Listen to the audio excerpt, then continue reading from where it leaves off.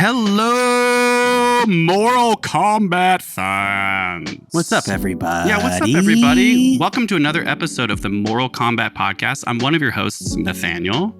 And I'm your other host, Zachariah. Is that right?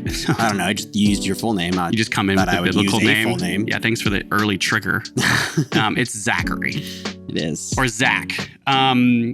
Yeah, welcome to the Moral Combat Podcast. Zachary, what do we exactly do? Why do we have a podcast? What are we talking about on our podcast? What are we doing here? We talk about religious trauma. Yes, this is a hot name now. It's spreading throughout the internet slowly and becoming more well-known. Why do we talk about religious trauma?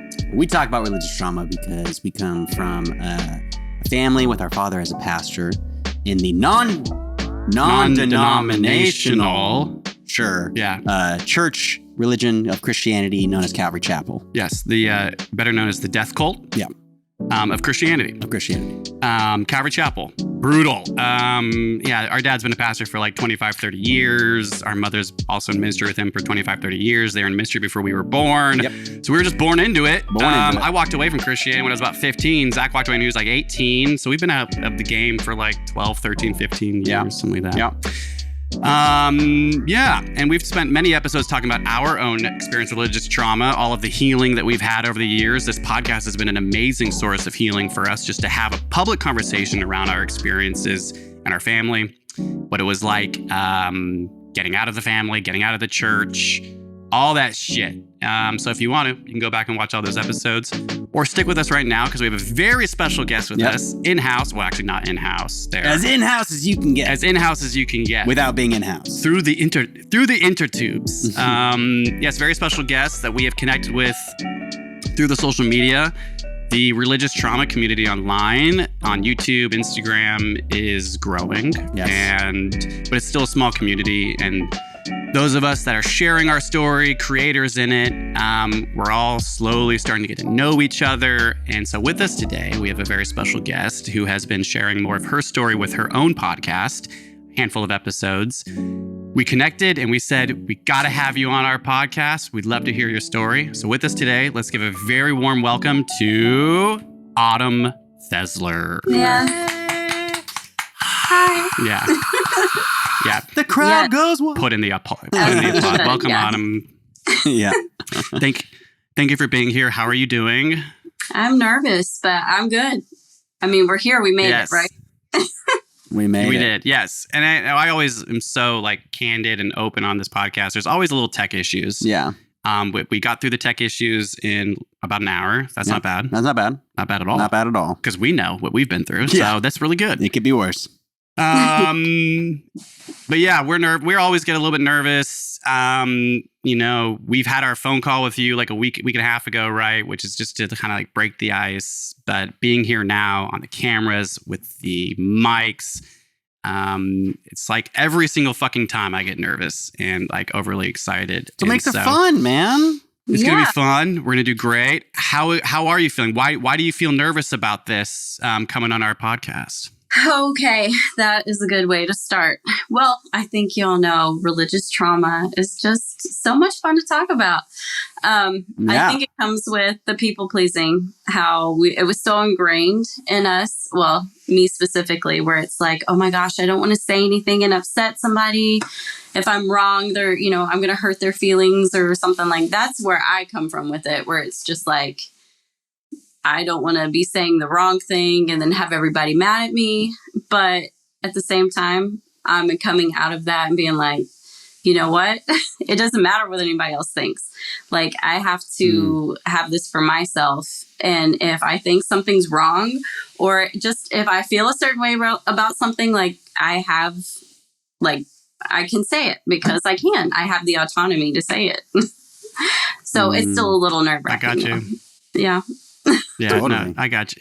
There's literally nothing you could say about this that would ever be wrong, right? Yeah. Like everyone's story, whether it's religious trauma or whatever else trauma, that's like part of the process is purging that. And I just feel like, especially with the way we were all raised, there's so many different ways people have responded to this trauma. There's a lot of similarities. And so I'll just tell you, there's nothing you could say that would be wrong. So Good. Thank you. Good. Dealt with that. Now you're not nervous. Let's. Yeah.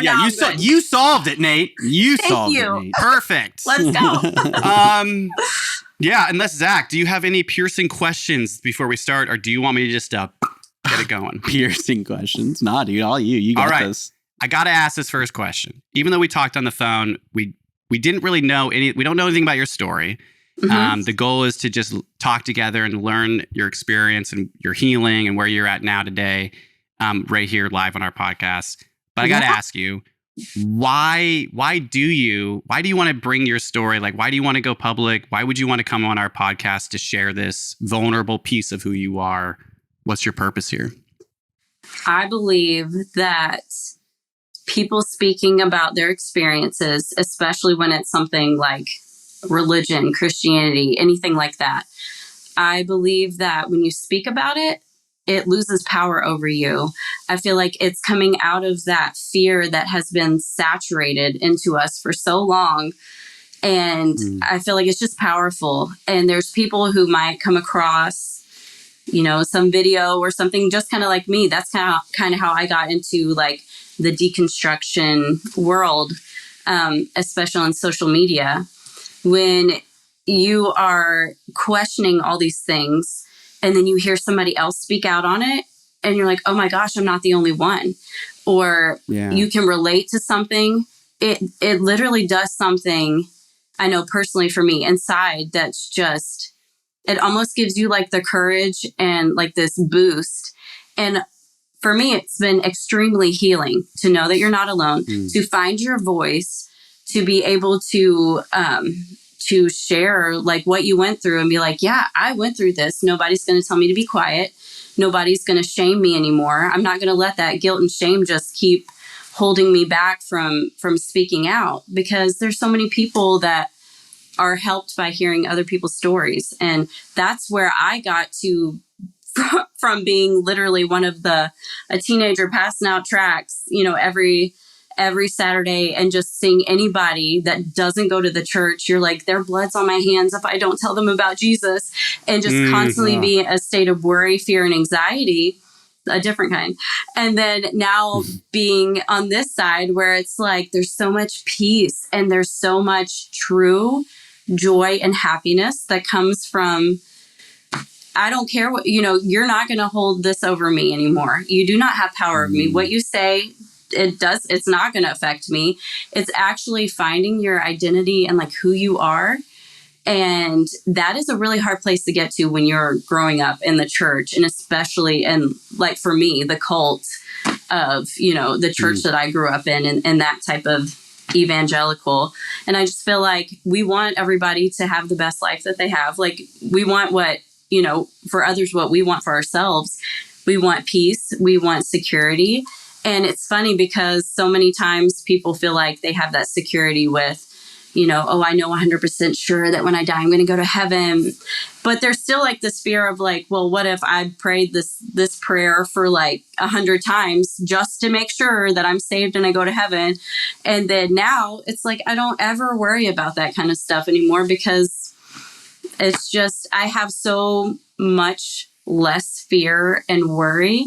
And now it's just, I'm so like at one with myself and peaceful. And it's something that they promised us through Jesus or through the Bible or through being a Christian back then. And now it's like, I actually found that. And oh my gosh, it's outside of what y'all told me it was going to be. Like, I found it for myself, and it feels great. And like, I feel like other people, I just feel like other people need to see that, and they need to know like, hey, you're okay. There's hope. Like, it isn't all doom and gloom and like everybody's going to die and this and this. And I don't know. That's how I feel. I know that was kind of long, but. No, that was like really beautiful. That's a clip. Yeah. I just want to say that's amazing. Yeah. I just want to say I'm so happy for you. It sounds like where you're at today, like now you've made so much progress. Just the way you're expressing that, right? That to answer that question shows a lot of like it's a hard one, right? Like, why are you here being public about this? And I felt like it makes a lot of sense why you're here doing this, right? Yeah. To like, in a way, like, especially when we're all raised Christian, right? We feel like we have to give our lives to save people. Like I so relate with that fear. Yes. And then yet here we are, we're still here kind of sacrificing ourselves a little bit, but it's in a completely different, right? It's almost like we were trained to do it in the cult. And then now that we're out of it, it's like, well, I'm the best at this. What are you talking about? You got the skills. Yeah, exactly. Yeah. And the difference is we're not talking with non-believers. We are the non-believers talking to each other, helping each other in our non-beliefs, right? Right? Yes. So it's just a whole different... We're not going to mix with other people's religions. We're not going to tell Christians what they believe is wrong. I'm not going to it's more of like live and let live. Yeah. And then if there's a culture that's demeaning women and suppressing people's identity and telling you can't be who you are, then I'm going to be like, damn, the culture around that religion sounds horrible. And then you can go into the Bible and be like, oh, all the verses in the Bible are bad too. So I guess this religion's pretty, It's interesting how you brought up the live and let live, because Autumn, you can comment on this if you want. We were raised to think that that's what Christians were doing, is like, well, no, we let the sinners sin, but they really don't, they like enforce their religion onto other people, but they're doing it in exactly. Yeah. And it's just not true. You're probably going to see it on this podcast. Just look at the comments. There's going to be someone that's probably commented and been like, it's so nice that you have this great and happy life. Unfortunately, you're going to burn in hell. Unfortunately, it's wrong. Yeah, but we're praying for you, sinner heathen. To find the right path, the one true way that we know and nobody else does, right? Yeah. There's only one way in their eyes. It's very true. It's so damaging to the psyche if you're born in it, like we were, right? Yeah. And so, what was the one true way? Like, what were y'all like, King James version only? Because I know you said your mom was a pastor, and see that's what he says that. So Nate likes to say our mom was a pastor. Our mom was just a pastor with our dad, under our dad. Yeah, she ran women's groups. I mean, like this is children's ministry. They're a power couple, man. They like go into this together. They're spearheading this or that. Like they were a duo. And so in my eyes, like the more I've healed, it's like I put a lot of pressure on our dad, the Christian pastor dad, but it's like, no, like you guys did this together. You guys are parents together. You reinforced each other. She's like the stay-at-home pastor with the kids. But Autumn brings a good point. She said, are you guys the New King James Version? We are. We were raised to believe that the New King James Version is the only interpretation that you should believe. Or the best interpretation, the most accurate interpretation. The most accurate, yeah. Is it New King James or the OG King James? New King James. New King James. Which is triggering to even say, okay? You're an old school Baptist, so are you not? What type of church were you born in? Like, what was the denomination? It was Independent Fundamental Baptist. So the IFB. There it is. So they're the only ones that believe that they're independent of the Baptist, Southern Baptist, any other Baptist, even though they all had churches that were literally identical all across America and the world with their same beliefs. But ours were you couldn't wear pants. Women had to wear skirts below their knees. You couldn't have a split in your skirt. You couldn't have two splits. You had to safety pin one up if there was two. You had to be like two fingers below your collarbone. I'm sinning right now. Oh my God, I'm a harlot. And then you had to save yourself for marriage. Obviously, alcohol was like Satan's, you're not even supposed to be. I remember going in grocery stores and you're walking down the aisle and you can't go down the aisle that had beer.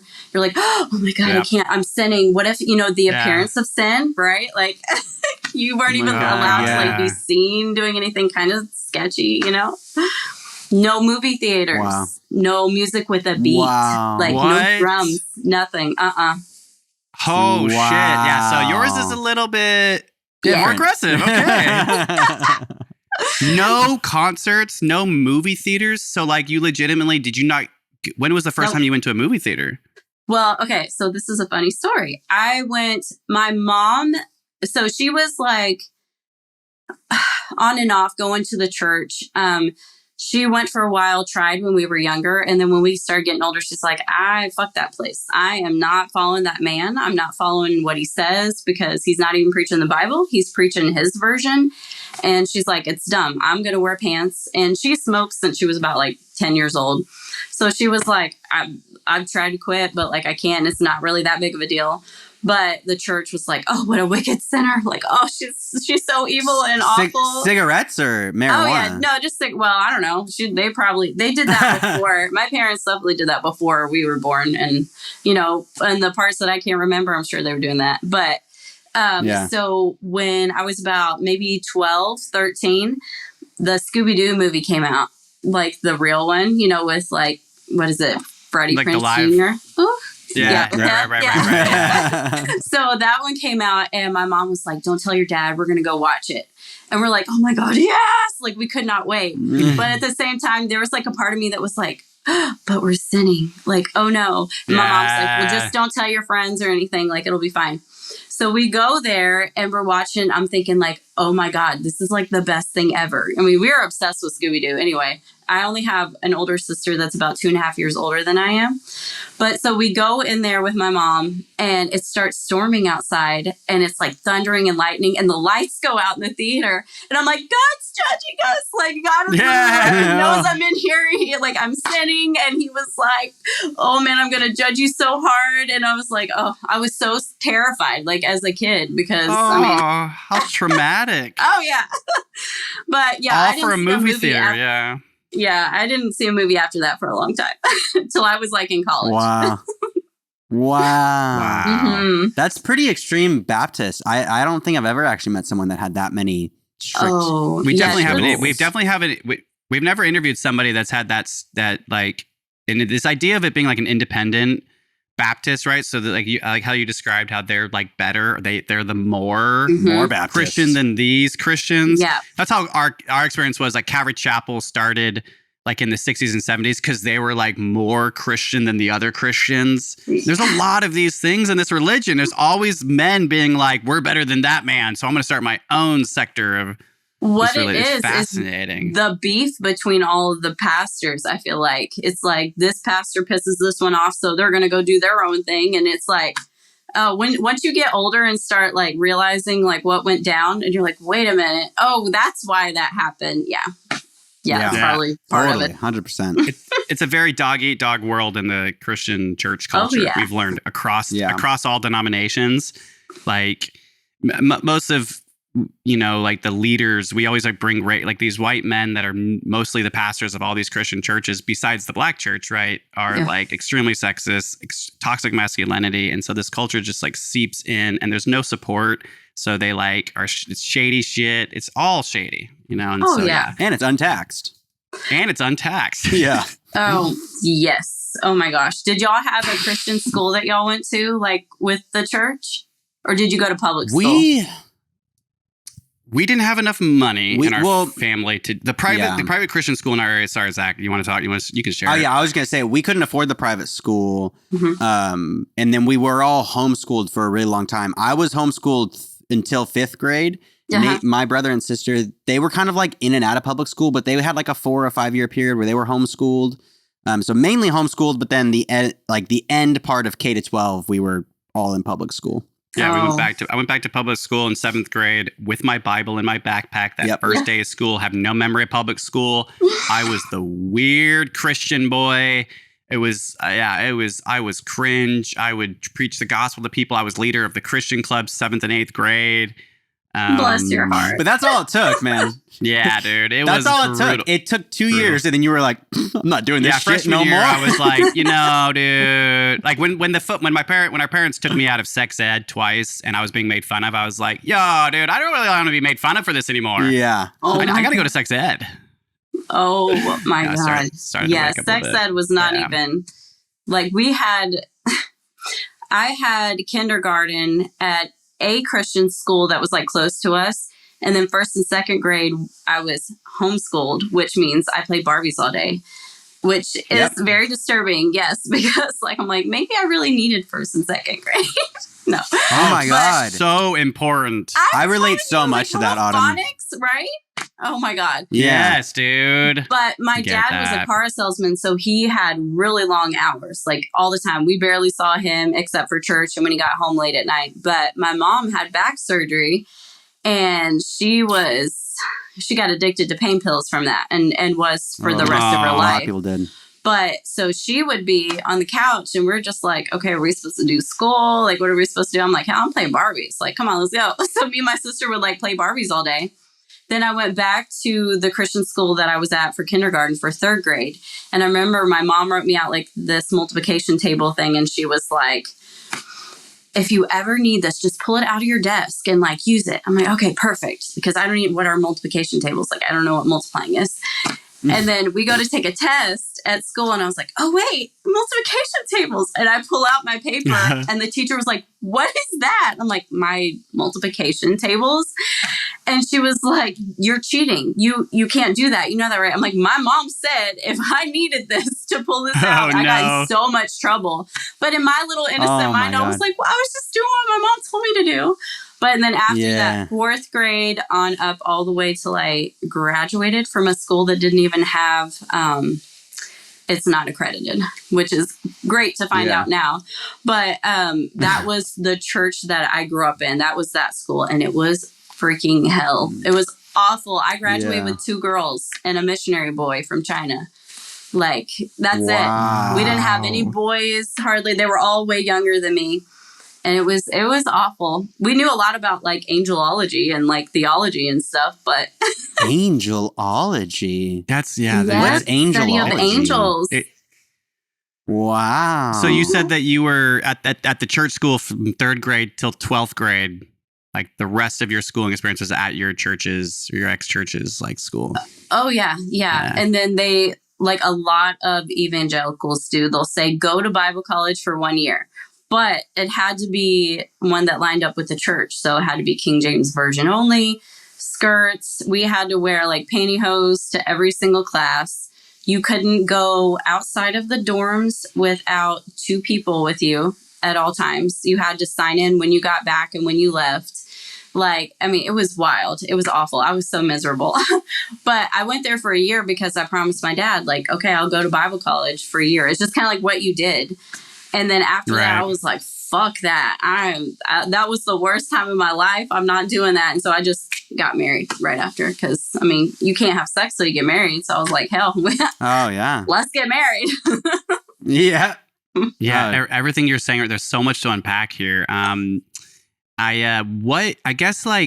the questions I just want to ask, in your experience, like, what did it feel like then as you, like in these schools, all of the rules, not being able to wear these, like all the clothes you're talking about, like it's honestly sounds like a prison, right? It sounds like a lot of your experience was like prison of the mind, prison of your own body, prison of your own identity. What was that like? Like, you've talked about the trauma of like a theater. So like, what was it like growing up in these jails, if you will? Yeah, it was terrible. I mean, and it got to the point eventually, and I think it was my senior year of high school or the one right before it, where I remember specifically like, and I'm going to get dark real fast, just so you know, but looking in the mirror at myself after getting back from passing out tracts one day. And I just remember being like, I'm so fucking miserable. I just want to die. I don't even want to be here anymore. And I was probably 17 at the time. And that was just because like, it wasn't just one thing that I could fall back on that felt safe. Like none of it was safe. My dad and mom my dad was very like in with the church and with the pastor, because I think when my dad was like 26, he got saved from the pastor, and he was into a lot of crazy things. I say crazy things now because that's what we were taught, you know, like, oh, drinking and God, it's so bad. Yeah, whatever. But it's like, for like back then he got saved from a life of sin and drugs and alcohol and partying, which all the, you know, the fun stuff. And he got saved and joined the church that I guess his parents went to. And he tried to get my mom really involved in it. And they say my mom got saved and she did all that. And then she was like, wait, this is messed up. Like this church is like not it. And then when she started, started having her back pain and stuff after her surgery, she got addicted to pills and then just kind of stopped going to church. So we were still thrown in with that, like Sunday morning, Sunday night, Wednesday night. We got bus routes on Sunday. We have choir practice, deaf, we had to do sign language because they didn't want the teenagers or the kids to be running around the church without anything to do because they're going to get in trouble. They're going to like fool around. And I'm like, what? Like, we can't even have like one. They were so controlling, and that's literally what it was. So then when we were growing up, it was, okay, let's get up and get ready for school. Am I going to have clothes that fit me? Am I going to be immodest? There were so many things like that. And it was just like you were always under somebody's thumb. It's not just like the parental, like your parents tell you what to do. It was that hyper, like, am I going to get in trouble all of the time? Like that paranoia, because you're being taught that God is watching you every second of every day. You have zero privacy. When you die, your whole life is going to be replayed in front of everybody in heaven. So as a child, you have that on your mind. You have anybody who is not like right with God or like in the world, they're not saved. You question their salvation. I keep doing air quotes and I'm sorry, but that's okay. We do them all the time.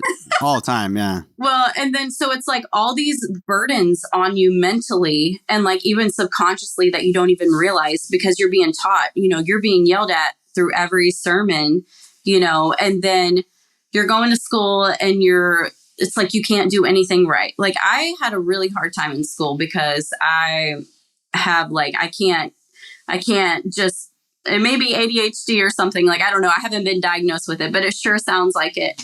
But, and just chronically anxious. Like I have been diagnosed with chronic anxiety and now CPTSD because it was chronic PTSD. I mean, like continuous, like it's not just religious, it's home life, religious, relationships, it's like so many different factors.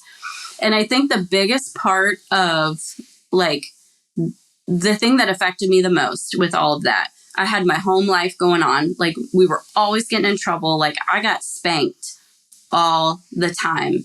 And that was one of the most psychologically damaging things, especially like when you're getting spanked, it's like, I'm doing this because I love you. This hurts me more than it hurts you. You know why we're doing this, right? And so I'd always be like, Daddy, I'm not saved anymore. Like, I want you to lead me to the Lord because I'm doing this because I'm not saved. And it's like, I was trying to do whatever I could to get out of it.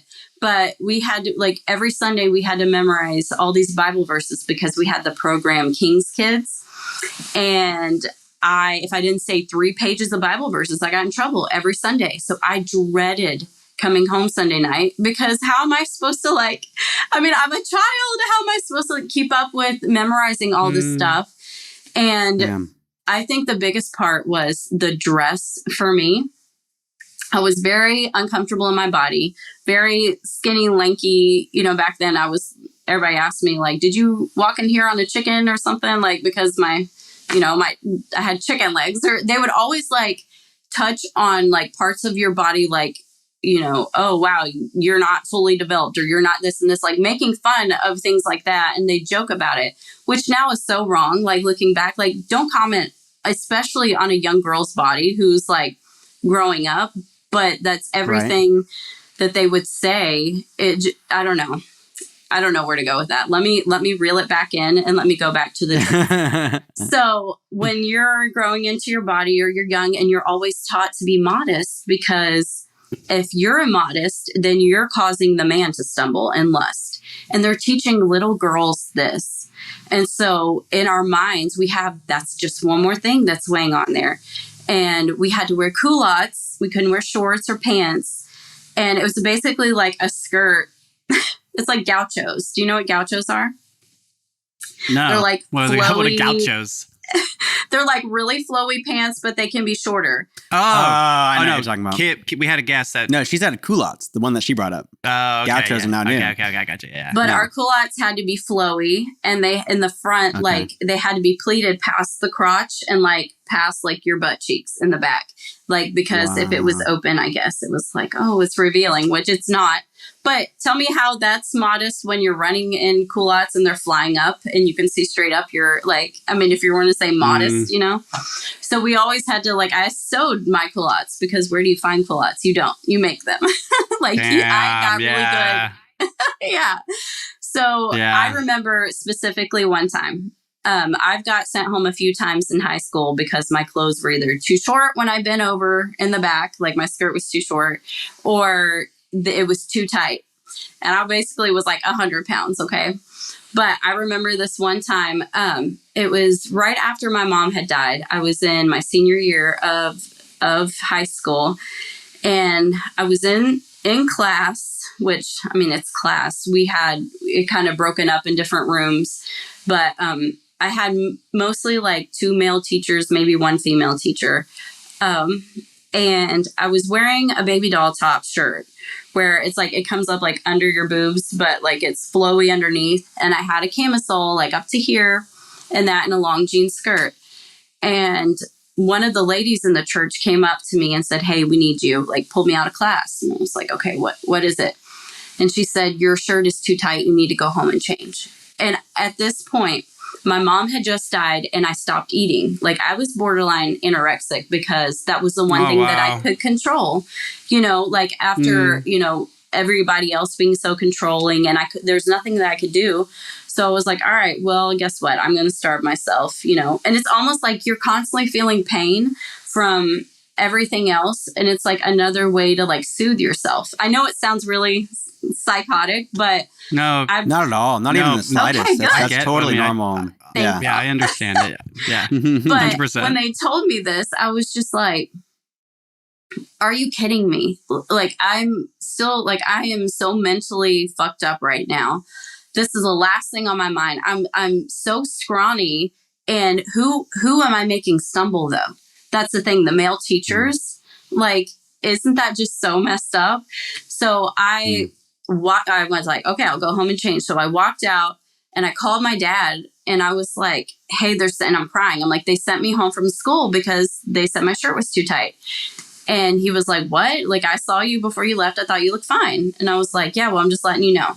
So I go home, change, bawling all the way back to the school.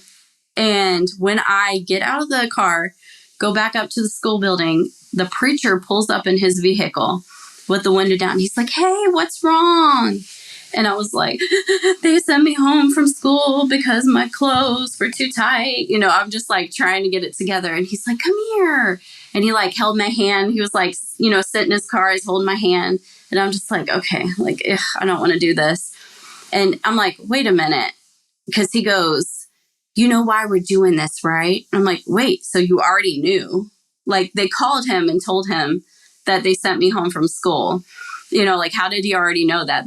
Which now I'm thinking back is so stupid and like, ew, like it's icky to me. Yeah, seriously. So creepy. So icky. Right? And so he's holding my hand and he was like, you know why we're doing this, don't you? And I was like, well, why? And he goes, because we don't want you to be a whore like your mom. Let's pray. What? And I was like, oh my God.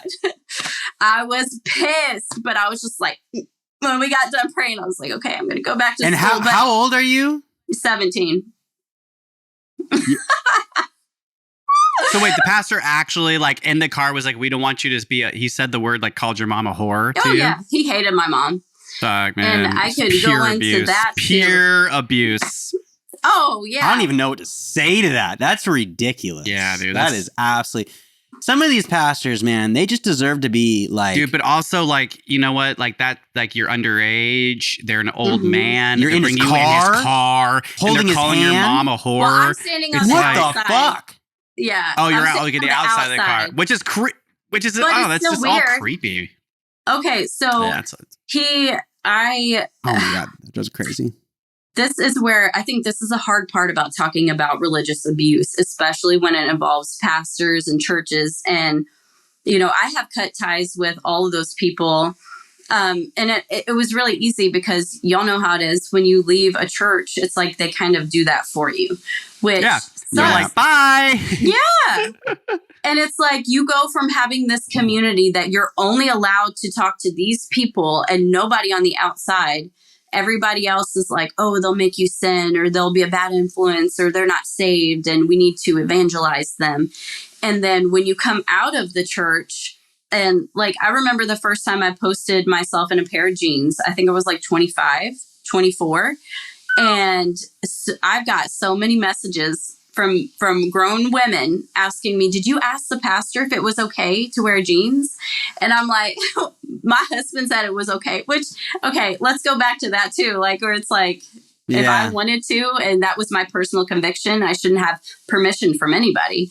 But, you know, we didn't, our identity was literally like not in ourselves. It was always in, you know, the church, a daughter, a wife, you know, it was never like, just you, Autumn, like it's yourself, your identity.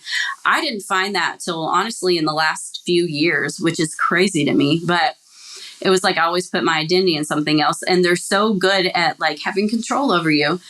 But like those type of people, it's really hard because I know they tell you like, oh, well, we pour so much into you and we pray for you and we do this and this to you. And then it's like when you grow up and you depart from the way that, you know, you were taught, you know, what do they say? Teach a child in the way he should go. And when he's old, he will not depart from it or something like that. Well, when you do that and you get older and you're sinning and you're backslidden, everybody's like, oh, no, they betrayed us. We put all our prayers and our time into make sure that you are godly, you know, you do God's will and that you don't miss God's will. And then it's just kind of, it's just such a weird feeling. It's almost like you have a hole just missing like out of you that was that your entire life. And now you're out here on your own and you're trying to deconstruct and reprogram and gain your own identity. And it is such a weird space to be in. And it's hard and it takes a lot of work. So it's hard to talk about like those people in that way, because it's like, I'm not trying to be hateful. I'm not trying to be bitter, you know, because how many times have you heard, oh, well, you're just bitter? And it's like, no, like this is trauma and like abuse that happened to me, you know, like I can talk about it. I'm allowed to. But it's really hard when like I feel like there's so much evil wrapped up in a lot of that church and the way that it was run. And with that preacher, which it's just so hard to talk about because they feel like they're going to come after you and be like, how dare you talk about the man of God? And like, if I had a penny for every time I heard that, I might have something. But you'd be rich. Yeah. But it was just like, especially he hated my mom and my dad was very close to that preacher. And so it really drove this huge wedge in our family. And now like looking back at it, like my age, I'm 34, almost 35. Oh, I did not do that. That's okay. It's fine. That's it. Hey. It's like, you're doing a good job. Thank you. Yeah, great job. You're 35, like, you said. But so like 35. Yeah, almost 35. Yeah, I think it was mocking me because it's like, damn, you're old. No, but looking at my mom, like from that age and then at her life, if I were to put myself in her shoes, no wonder she was addicted to pain pills. No wonder, like, I don't blame her. I understand why she needed help. And instead of helping the church, and you know, there's a lot of people involved and I have to be really careful with what I say, but they just judged her and almost shunned her. I remember when she got churched. Do you know what church does? Like, where the congregation or the pastor will bring somebody up who's in sin and who won't like repent of their ways, and they'll bring them in front of the congregation and they'll be like, the church is voting to kick you out of this membership in this church. You're not welcome back because you're a sinner and you know you've done this and this and this. And that is so traumatizing. And I remember, I actually don't remember it. I know that it happened, but my brain has blocked it out. But when my mom got churched, I was probably 16, maybe, because my dad and mom split up when I was 15. And then they finally divorced when I was 16. And then I didn't really see much of her after that. But my dad and my stepmom now, which I love them. They're great. They're great people. I don't agree with a lot of their views. But that's as far as I'm going to go with that. But they wanted to get married. They were dating before my parents split up because my mom and dad were just basically living together. And we were always like, oh, your mom's in sin. She's so wicked and evil. She's doing this and this. So just pray for her. Just pray for her. So I was just thinking mom was this heathen and just, it was awful. But now that I see, look back, she just needed help. But like my parents wanted to get married. My stepmom and dad wanted to get married, and they wanted the preacher of the church to marry them. And he said, well, I'm not going to, because the Bible says that the spouse needs to be dead before he can remarry. And they were just like, oh no, what are we going to do? And they were just like, oh my gosh, preacher, we want you to marry us. We don't know what to do. Next thing you know, my mom's dead. And what the fuck? Yeah. And it was a closed casket. She drowned in an above ground pool. And it was just very odd. And I still feel so weird about it. There's no like true closure on it. But that the preacher, I've had a couple people tell me that preacher told them in like marriage counseling with other couples that he prayed for her to die. And he basically used that as like threatening, like, you better get your marriage together. Like, and to me, like when I go like, okay, don't talk bad about people or don't, do this or that. It's like when it's something like this, I just feel like it's so evil and wrong. Like I have the right to talk about that if I want to, especially when it is like personal. But to me, I'm just like, where's God in that? You are playing God. That there is no like the God that you speak of in that, like the good part of the God that you speak of, because to me, when we look at it, he's both good and bad, like what they taught to us. But it's just like with that, it's tragic. It's just so sad that there's so much of that trauma wrapped up, but it's like they just want control and power. And he actually, I write a little bit here and there. Like I'll write like poems that aren't really like poems. It's just writing.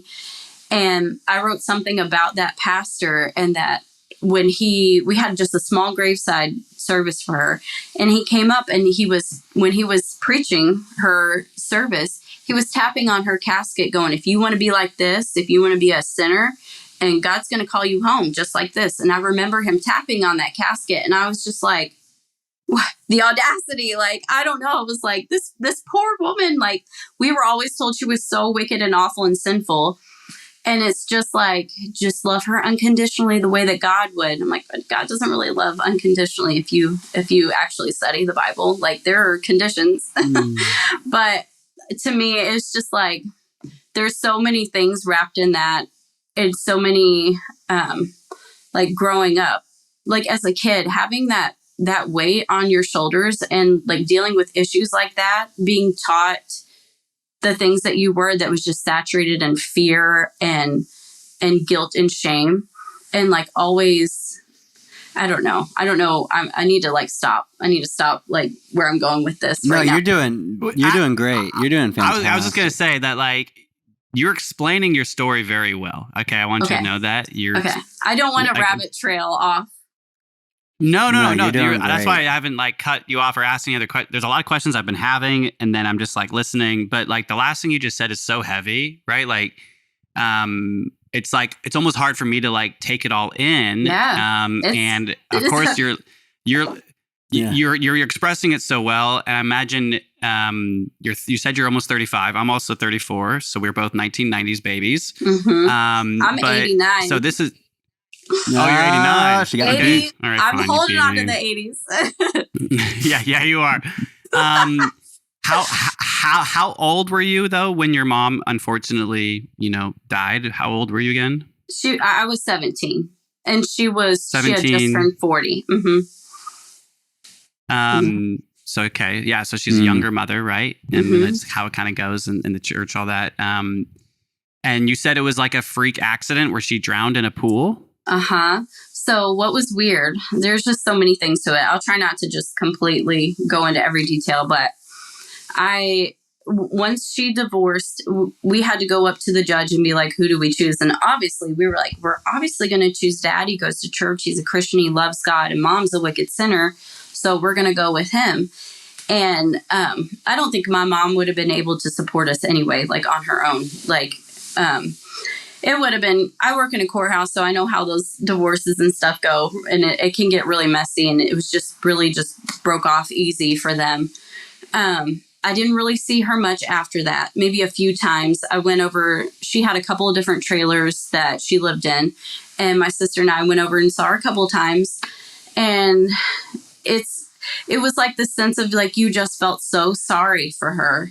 And I had a lot of like hatred, because she, like, I mean, there's one time, the only time, like, she was so pilled out of her head, for lack of a better term, that she would take it out on me and my sister. And, I mean, there was just she just wasn't her. It just wasn't her. And that's the mom that I knew all of my teenage years. So I had a lot of hatred and resentment built up towards her. My empathy was really running, real short.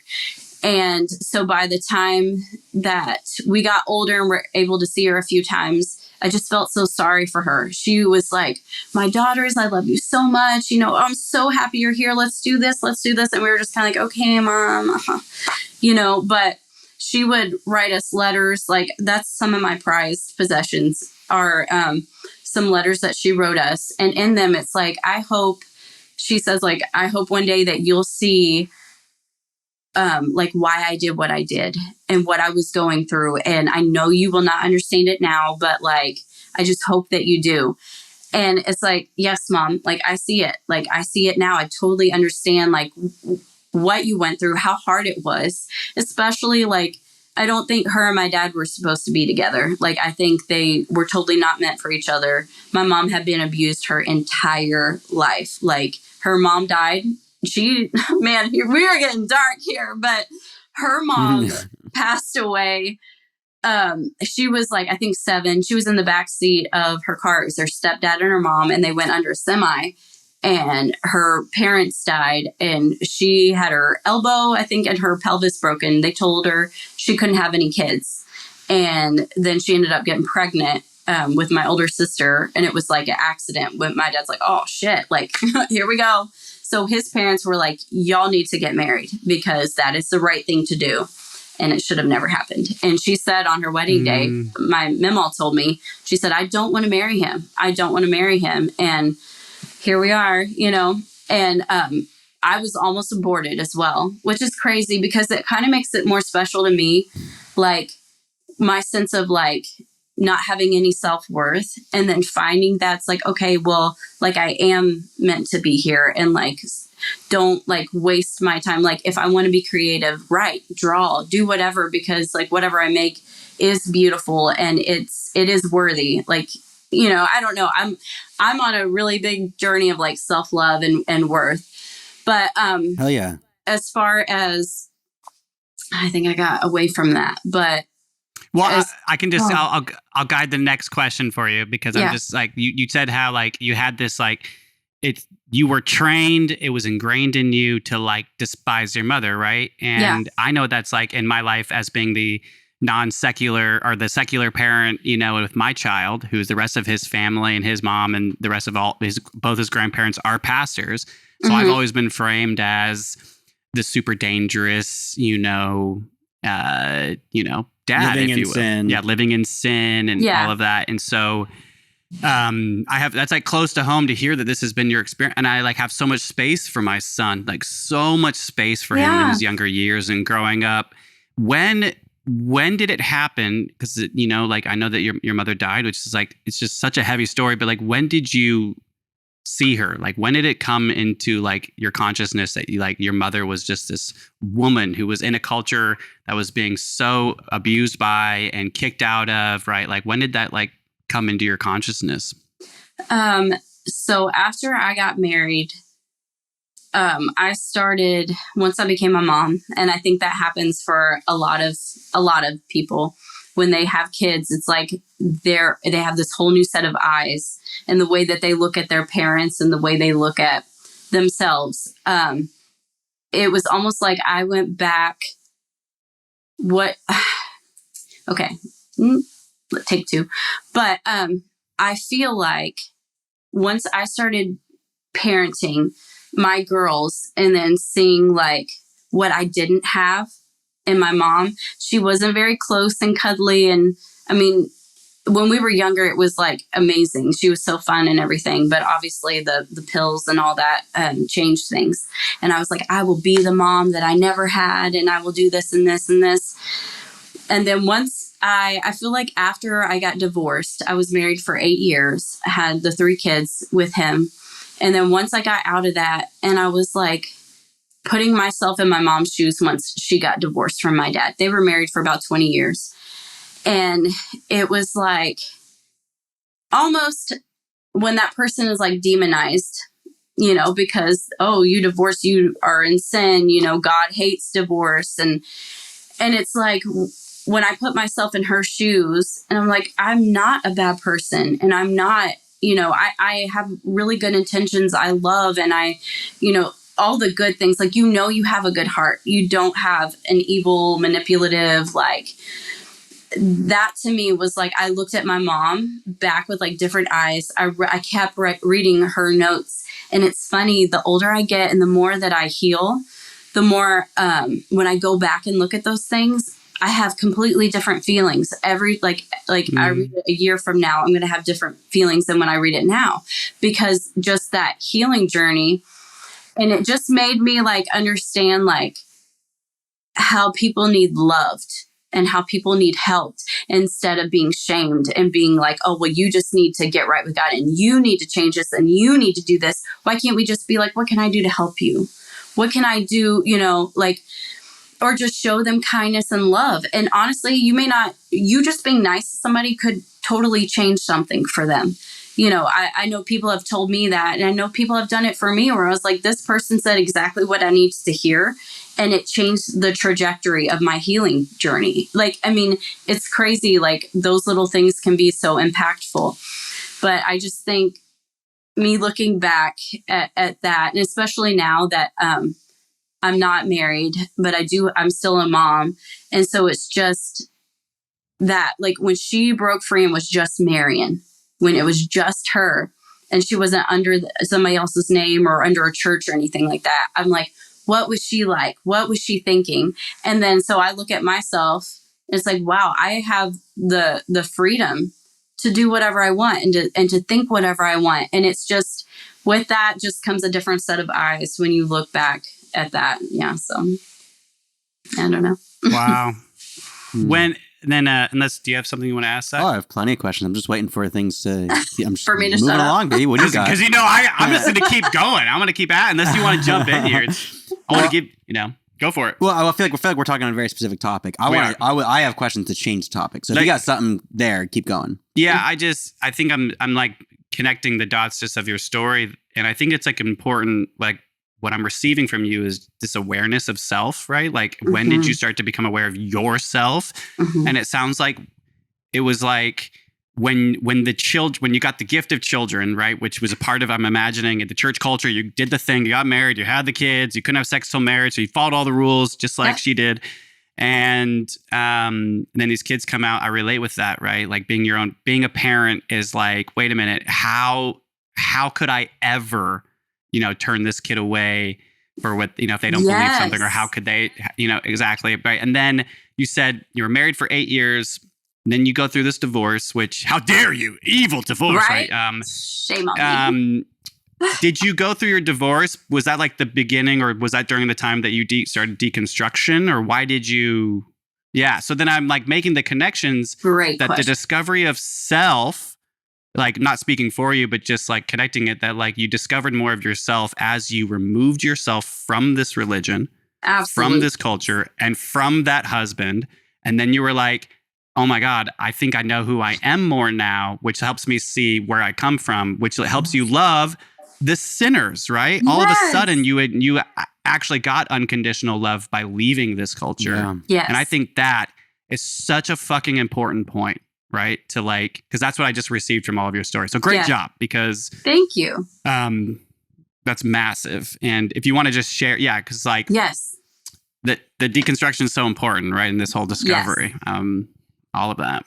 Absolutely. Yes, you are right. So once and I was a preacher's wife for 3 years and like right at the tail end of the divorce. And then we got divorced while we were pastoring this really small country church. And so it was like I was losing community after community, and I'm not from here. So it was almost like I was kind of forced to sit with myself and not identify with anything. And once we got divorced, I went to church like maybe a couple of times to visit, but I started getting we split time with the kids and everything. And I realized like, wow, Sunday is such an important day to just spend time like with the kids or just doing whatever we want to do.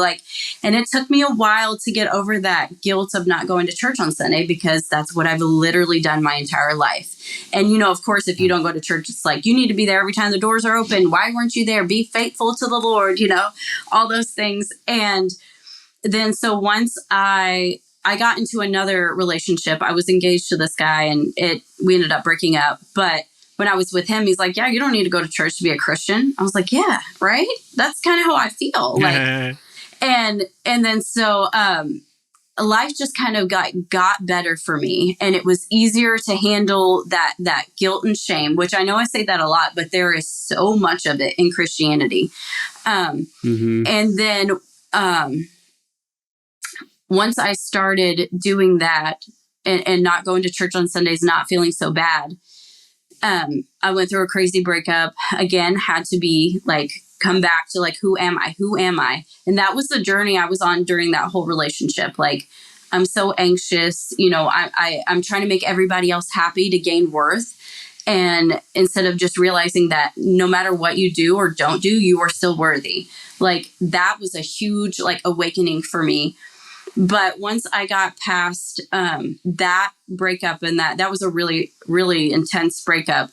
And once I got past that, and I'm with my boyfriend that I'm with now, he's given me so much space to just heal and go through so many things that like, I don't feel like I'm underneath him. I don't feel like my identity is in being his girlfriend or his partner. And it's like I was able to actually focus on me. Like, what do I like? What do I like to do? What do I, it's crazy because like I'm a grown ass woman, with kids and, all this stuff. But it's like, it's okay to be selfish in that way, because I was so proud of just being like, let me do this for you. I will be a servant of the Lord. I'll do this until like my body just falls to the ground of exhaustion because I'll get crowns in heaven for it, or something like that. And again, like that worth and like doing everything. Well, then when I finally was finding who I was and my identity, I started coming across like my algorithm was showing me deconstruction, questioning your faith, do you really believe in this and this and this, and going through things in relationships and like mental abuse and all those things. You're like, wait a minute, it kind of correlates. Like, God is kind of like the abusive boyfriend. Like, wait a minute, like he seems like a narcissist. He seems controlling. Like, oh, this feels so uncomfortable and so bad. But it's like, actually, I'm going to question it and I'm going to move through that discomfort. And there were some days where I was not okay. Like, I was just mentally so freaking anxious and just like, I feel like it's so wrong. But then I come across podcasts like the Preacher Boys. I don't know if you've heard of them or not, but they have a series on HBO Max called Let Us Pray, but it's Prey. And they speak about abuse in the Independent Fundamental Baptist Church. So that's the one that I grew up in, like the type of cult that I grew up in. So I was listening to all his stuff. And then there was a couple other ones I was listening to. But in a period of 2 years, like I think it was like 2021 through 2022, I was like in the trenches of deconstruction, where it was like I was falling apart, like mentally. I was, on top of literally life in itself, being like freaking hard. And then I got to the point, though, where I was like, I'm not scared of dying and going to hell because I don't believe in hell. And I don't feel bad about not believing in hell. Like, I believe in good energy. I believe in bad energy. I was a massage therapist for a couple of years. And I noticed when I was massaging people, this was kind of before I deconstructed, I could tell without them opening their mouth whether they were feeling good or feeling bad. And I'm like, what is this? No, but I was like, this is great. It's true. Yeah. And then so it was kind of like, okay, well, that's kind of freaky and it's kind of like woo woo. But now I'm like, hell no, like we're going to be all freaky and woo woo because it's true. Like you can't deny that. Like, and it's incredible now that like I'm not scared of it. And it's amazing. Like that's just how we're created. And so once I got through all that deconstruction and just because I feel like I have deconstructed now, I said, okay, my body was just like physically breaking down on me. And it was just so awful. I didn't know what to do. I kept going to my doctor and he was doing blood tests. He was doing all kinds of things. And he finally got to the point where he goes, okay, I'm not a psychiatrist. I'm not a therapist, but I think you really need to get some help. And I'm like, what do you mean? He's like, you are trying to do all this by yourself. He's like, and I think if you're willing to, I'm going to refer a psychologist or a psychiatrist to you. And I'm just like, I'm not fucking crazy. Like, but I said, it just felt right in my gut. Like, I am trying to do all of this really extremely hard work by myself and like carry the weight of all of this that I didn't even ask for. We don't ask for trauma. We don't ask for all these things to happen to us. So I went to a psychiatrist and I was telling him things. He was like, oh my, like, he was kind of alarmed. And I was like, oh, great. Don't gasp in front of me. That makes me more anxious. But he diagnosed me with chronic anxiety and then the CPTSD. And I had to research a lot of that. And I said, I already knew this is what I had. Like, I had already been really just reading and deconstructing. And like, I feel like all that, like your mental and that goes hand in hand. And realizing that what goes on in here can affect you physically. And that's what was happening to me for years and years and years. And it's not just like, oh my God, I'm stressed out. It's literally that trauma lives in your body. And I was reading like The Body Keeps the Score. And then there was another book like How to Be the Love You Seek. And I'm just like, holy shit, I have to put this down every 10 minutes because it resonates with me so much. And once I saw the psychiatrist, they said, we're going to get you into a therapist right now. Your insurance, it covers it and everything. And I was like, oh, I'm finally getting help. And this was like last year, almost a year ago. And I went and saw her and she said, we need to do EMDR, which I don't know if you've heard of that or not. It's really neat, really heavy though. So I started doing that with her for a little bit and holy shit, it's heavy. Like it's just as heavy as people tell you, like when like people would warn me, be like, it's a lot, but it's really going to help you. And when she evaluated me, she was like, okay, this is going to take years. I hope you know that. And we're going to have to do this every week. That's how bad it is for you. And I was just like, it was almost like a hit to my ego and my pride, because I feel like the ego is the dark part of us. And I think, we are good, but we have that in whatever we feed, whatever. And that one was like, oh my God, like this hurts so bad. I can't do this all on my own. Like I have to have help. And then so I started doing that. And it was just so many realizations after so many realizations, but being validated that this was fucked up, that my life was fucked up. Like being validated was like this crazy power that I was like in possession of. And I was like, oh my gosh. And she was like, and I've had horrible things with self-worth. And she's just like, you need to practice courage. You need to put yourself out there. I've always wanted to sing. I've always wanted to be like on American Idol and all that. And I couldn't because that was wicked and sinful. But I was like, I'll go and I'll sing hymns and I'll evangelize the world through American Idol, But that, that's not realistic. But so it's like she wanted me to practice all these things. She's like, make videos, put yourself out there, put yourself in these spaces because like you can take up room. And I'm like, but like, I'm so messed up. Like I have so much wrong with me. And she's just like, so does everybody. But after a while, I was just about to start therapy every week and my insurance quit on me. And because I made like $2 more an hour, like literally. Don't you love that? God damn. I felt like I had lost somebody. I'm not even kidding. Like I was mourning like the death of something. But it triggered that in me where it's like something good is about to happen or something good has happened to me. The other shoe's going to drop. Or like, hey, here's this, but I'm taking it back now. Cause I feel like that's always happened to me in my life. And I was like, this is just like, this sucks so bad. But I had gotten so much healing at that point where I was able to handle that. And something about being denied, therapy, because it's expensive and I can't afford it right now. So, but it's like, okay, totally. Well, let's do the work. Like you have the knowledge, you have the skills, you have the resources. Let's do the work. And it's almost like this huge shift in me where it's like, I am capable. I am powerful. I'm worthy. All these things that were told to me, I actually believe. Because it's one thing when somebody tells you these things, and it's another thing to actually take that to heart and actually believe that about yourself. Yeah, exactly. Yeah. And then so that's where I'm at right now. And it's a great place to be because I know all the work it took. And I know if I can do it, anybody else can do it. It's just, I don't know, like maybe that's my little self-worth talking. It's a lot bigger now, but I just feel like it's so possible, but we need people talking about it. We need people speaking about it and encouraging other people to do the same thing. Cause I want people to have true peace like I do now.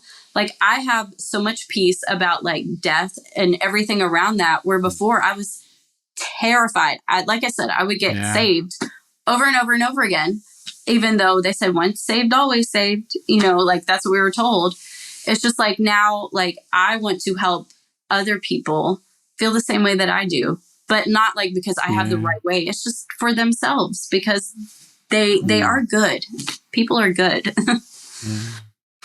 Wow. Yeah. Okay. Well, No, you're doing great. Congratulations, dude. Like, I am so happy for you. I'm so proud of you. Like, I'm proud of myself because there's so much that you're talking about it's not really the same, but it feels like I'm looking in a mirror. Yeah. And I'm so proud of us. I'm so proud of you. And I know that you being here today, based on everything you just said, it's a big fucking deal that you're doing this podcast. You're putting yourself out there. Oh yeah. We get over 180,000 views on every episode. No, I'm just kidding. What? No, I'm just kidding. We do not. But no, it's like this is everything you just said. Like, and you're out here. You're on the podcast, and I know you've had a handful of episodes with yourself. And that's one thing I've learned so much with Zach. So much of the healing has been putting ourselves out there, and just doing this, just doing this, just talking about it. And so I really commend you. I'm so happy for you. I've been with my therapist now. I started in 2020, even though I left the church at 16 years old. I didn't start my religious trauma therapy, like real therapy, till 2020. And it was every week. And now I've been in therapy for 4.5 years. It's great. And it's great. And so I'm just so sorry that this country fucking sucks. And it's capitalistic healthcare. I'm so sorry. But I agree. You don't need... The church is a big part of that. Church is a big part of everything. On the reason why we don't have globalized medicine or socialized medicine. Yeah. I, of course, have a lot of things I could say or questions, but Zach... I have thousands of questions. Why don't you get in? I'm wondering how much darker we can get. Because I can think we could, we could... Everything that she just said, we could dig into that, but I want to give you... I've been taking notes. Nate doesn't like to take notes. I love taking notes. Let's see where to start. Let's do a nonchalant comment. You brought up American Idol. Yeah. Do you remember David Archuleta? Yes, he's gay now, and I love it. I love that for him. Yeah. Dude, right? I just stumbled across his profile, and he came from like extreme Mormonism. Yeah. And yeah, he left it, and so did his family, or at least as far as I could dig, I think some of his family left with him. But I just wanted to comment on that. That is like even like one of the best. It was suffering religious trauma as he was winning American Idol. Yes, I know. I think his mom has come around to him and been really supportive. I think from what TikTok has shown me. Yeah. Yeah. Right. Before we get darker, let's go here. So just talk about some of this like child abuse in the church, because your mind is being molded at such a young age from such a young time. And you brought up this thing called bus routes. I know some of the things that you were mentioning, we understood, like passing out tracts, going to save other people just on the street, being a street. I don't remember the word it was, but what is a bus route? Street evangelicals, right? Okay. Street evangelicals. What's a bus route? So, yes. Okay. So bus route is where my dad was a bus driver for as long as I can remember. We go to like poor neighborhoods and knock on doors and say, hey, can your kids come to church on Sunday morning? And they'll pick up kids and they'll like give them snacks and they bring them to church and they have Sunday school to tell them about Jesus. And then they'll take them home. Like, so during the regular church service, you have the bus ministry and the kids service where, you know, they sing, they hear the gospel every time, you know, and it's like all the kids, close your eyes, bow your head, raise your hand if you've never been saved, and they'll count who that they saved that week. It's a numbers thing. Wow. And then we take them back after the service every single Sunday. And they're like, we're just loving on these kids. And I mean, we're going to really sketchy parts of which, I mean, all the kids, like at that point, like it was just like, everybody needs Jesus, which is so true. Like, I mean, at that time, like the truth, I'm pretty sure y'all understand where I am now. Okay. But it was just like, but now that I'm older and I look at it, we had like most of the kids were Black kids on the church buses. And it was like, wow. Yes. So it was just like, we're going to the projects. I don't know if that's politically, please blurt it out or whatever. It's not. You're fine. It's fine. Okay. Yeah, no, you're fine. Okay. And to pick up these kids that are less fortunate than the white people are. And to me, it's racist. It's colonial. That's colonialism. That's colonialism. That's the beginning of our country. That's what this country is founded on. It's the Christian. Yeah, dude. And we have the savior because your life is real suffering. But just the thought of white people going and busing Black kids to a white church is crazy. It's crazy. And when I went to another independent fundamental Baptist church up in around Chicago. This was right after my husband and I got married. We went up to a college up there and we lived in the married dorms, which was an old 60s, 70s Best Western that was 3 hotel rooms put together. Like I had a piece of plywood over the tub and a fridge on it. And that was my kitchen, was one of the bathrooms. We're not even going to go into that. Okay. That was hell on earth, like those 3 years. But for their bus ministries, they would go and they had this thing called the O count, where if there was more Black kids on the bus than white kids, they wouldn't even count the rest of them. Like, I mean, like they would count them as like half of a person or something. Like the Black. Oh, God. Wow. Oh, yeah. And I've heard the pastor of that church say the N-word from the pulpit and be like, oh, if you have a problem, you can get out of here. And I'm like, me sitting there still in that religion, like, wait, what? Like, you're not okay. And we were just like, oh my God, like, this is terrible. But I mean, you can't tell me that, I don't know. And in the deep South, we were like the Bible Belt or the belt buckle, the Bible Belt. Like, I mean, we were deep South, you know, and especially like in the South, there's so much racism. I mean, it's like, you're almost like, if you were born there, you have to like get that out of you. Totally. But it's just crazy. Like there were so many missionaries that would come there growing up too, that would go to Africa and all these places. And I remember being a little kid and surrendering to the mission field because I wanted to go help the poor kids in Africa who lived in huts because they needed Jesus. And just like a year ago, I had a coworker was like, I don't know why I've always just wanted to help the little, you know, kids over there. And she was like, do you realize what you're saying? Like savior, like you're trying to be the white savior. And I'm like, is that why I was like that? And she's like, yeah, that's it. And I'm like, oh my God. Like, I just didn't know, you know, like I was just like, I have such a burden for, you know, this. And then it's just like, once you realize those things, being able to say, hey, I was fucking wrong about this. This is awful. Like, there's no way in hell I believe that now, you know, but forgive me because I did say that, you know, or I believe that way. But that's just how we were. It's sad that that's just how we were taught. It sucks. Yeah. But That's what a bus route is. Okay. Yeah, and I'm just so Busted. happy that what I like to say on this podcast and what I've learned in my life is just that like there's deconstruction from religion, and then there's deconstruction from everything else. Yeah. Literally, right? yes, yeah, And that deconstruction of race and gender and all of that is so. Woo. That's like what's happening, right? It's just so important, if not more important, once we find real Yes. healing and can sense ourselves, then we can put our own selves on blast and be like, I didn't even know what was going on, but I was a goddamn racist as a child. I was an Yes. ignorant racist in a part of a church that was like, like increasing that, I don't know, like giving that, and it was so normalized, and so and it's not hear even ya. like, well, Totally. Jesus loves every race and every color. Like now that's out of the equation. It's like they're a fucking human being. Like you are no Yeah. better than anybody else. It doesn't matter what you look like, what race you are, whatever. You're a human being that's worthy to be alive and to be loved Yeah. and treated with kindness. It's like leave Jesus out of the equation. Like people Yeah. they don't get it. Yeah, no, I don't think they care to get it too, especially in the No. church. I think they like the control and the power. Yeah, Because I've they always feel said better. ignorance. Yeah. They say Yeah. ignorance is bliss. It's like ignorance is extremely racist, deadly, sexist. Yeah. Like ignorance is a lot of different things. Ignorance Yes. is colonialism. Ignorance is colonialism. Well, I think there's a lot of aware people doing the colonialism, right? It's like Oh yeah. there's a lot of Ignorantly others.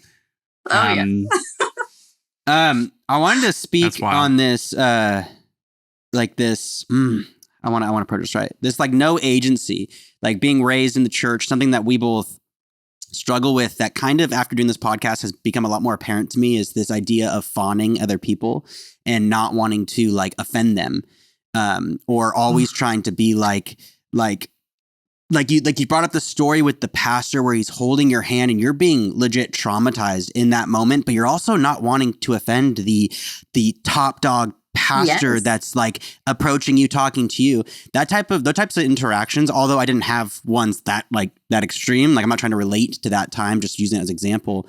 Yeah. But those interactions make me now in my life still fully deconstructed, or I like to think so.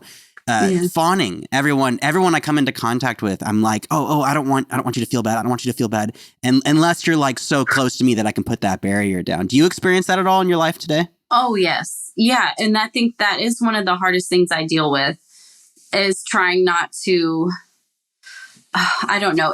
That is so hard for me. Like, I don't know how to word it. Give me a second to like think about this. I've had so many moments like that. Okay. So the church that I used to go to around here, those people I saw over the weekend, and they were giving me tracts and, the coloring books with the King James Version, verse on it. And it's so hard to, like, you want to be cordial, you want to be nice, you want to be, whatever. And you don't want to just like mold yourself into this, like, I want them to see me this way, but it's so hard to just be your authentic self. It is so hard to be that way around people sometimes. Like, where's the balance? Where's the line? That's something that I'm trying so hard to still do in healing. It's like where I'm not trying to offend people, but at the same time, like, fuck you. Like, you know what I'm saying? Like, it is so hard. I don't know, maybe ask it in a different way too or something, because I don't feel like I'm... No, that the way you're expressing it is exactly how it feels. Okay, good. Is I walk into that wall on a daily basis, maybe not daily basis, close enough that I recognize it enough that I'm fawning to like my professors. I'm fawning to friends that I make, that I realize like, I'll give you my life. I'll give you my life. Just don't be offended with me or how I react to things. Yep. And it was actually defined by a guest we had on this podcast saying fawning. And I was like, what's that? And we defined it. And I was like, holy shit, I do that to everybody. Mm-hmm. Yeah. Yes. That is definitely something I have had to work on and still am working on, because it's just so easy to do. I think growing up in survival mode, I think that's kind of where that term comes from, because you have to do whatever you need to do to stay safe, for your nervous system to stay safe. So if you feel like if you're going against somebody or standing up for yourself or standing up for somebody else, then it's almost like you're scared because you're going to get, you're going to displease them. You're going to get in trouble. You're going to get whatever. Like, I think that happens a lot with narcissists. Like, they will say, you just tiptoe around them, do whatever you can to make them happy. And that is just an awful place to live in. But it's such a default thing that I think we go to because we're trying to like keep ourselves safe in that environment around those people. That is proclaiming that it's safe, but then your intuition at that time, like I can hop back into my young self and know I didn't feel safe, but I didn't know anything else. Yeah. It's normalizing it. Yeah. It's normalizing the unsafety and like making you think it's normal. Yeah. And it's like not at all. So when you come out of it and you're like recognizing that, I was just going to add and just like, I'm a registered nurse, and in the same, we live in the same county that our parents still have their church 25 plus years. And there's all these churches in this county. And so as being a, nurse and I work in outpatient surgery, I meet a lot of people that come through the county from like the homeless community to the mayors. And there's been so many old people from the church, from my past as a child, that know me intimately, that have been my patients. And I can't explain to you how many times Christians have been, like old Christians from our parents' church have been in like the bed, and I'm like their nurse, and they're really, really sick, and they're so happy to see me. And I am filled with PTSD. I have these triggers, and I'm needing to be their nurse, right? And I'm like a professional at suppressing my PTSD and my trauma to help the human, right? Which is, I believe that is ultimately a superpower because sometimes it's right, because like at some points, like we are supposed to help we need to help one another, even if that person's like screaming at you but needs you, right? And like those types of physical ways. So I've had a lot of experience of these people, but a lot of the times, except 100% of the time, these people have looked at me from the bed and been like, Nathan, we're so sad that you walked away. When are you coming back to the church?